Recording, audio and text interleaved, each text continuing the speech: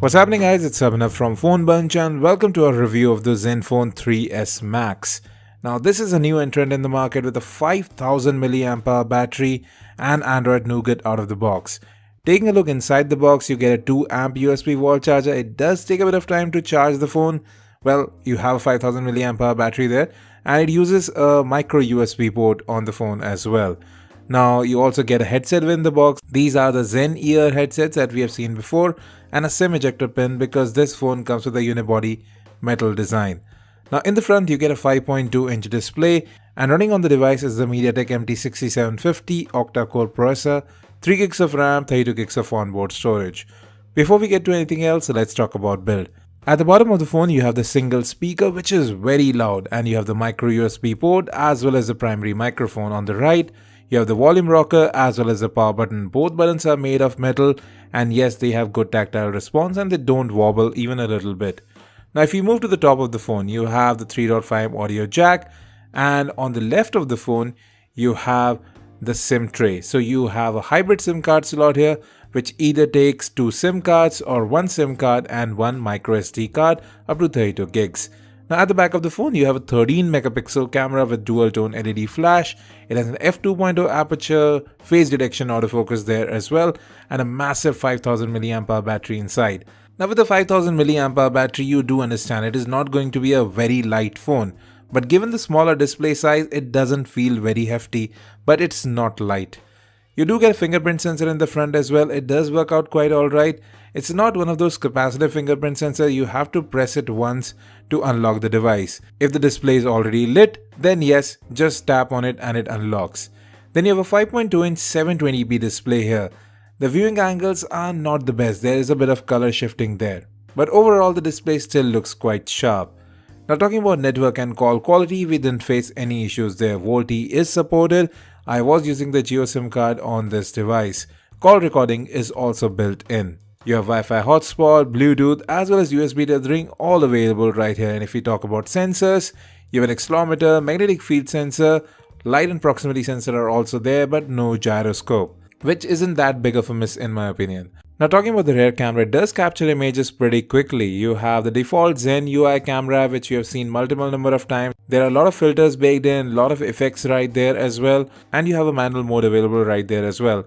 The front facing 8 megapixel camera is a bit disappointing. It does take very soft images. Even outdoors, yes, the camera doesn't perform that well. Colors do look alright, don't get me wrong there, but yes, images are a bit softer. At this price point of about Rs 15,000, the Coolpad Cool 1 as well as the Honor 6X both have far better cameras. With that, let's get to audio quality. So you have a very loud speaker here. It sounds clear, it doesn't distort at full volume, and even audio through the headphone jack really sounds good on the device. The earphones themselves are a bit bass heavy, but yes, I can live with that. Moreover, FM radio here is also supported.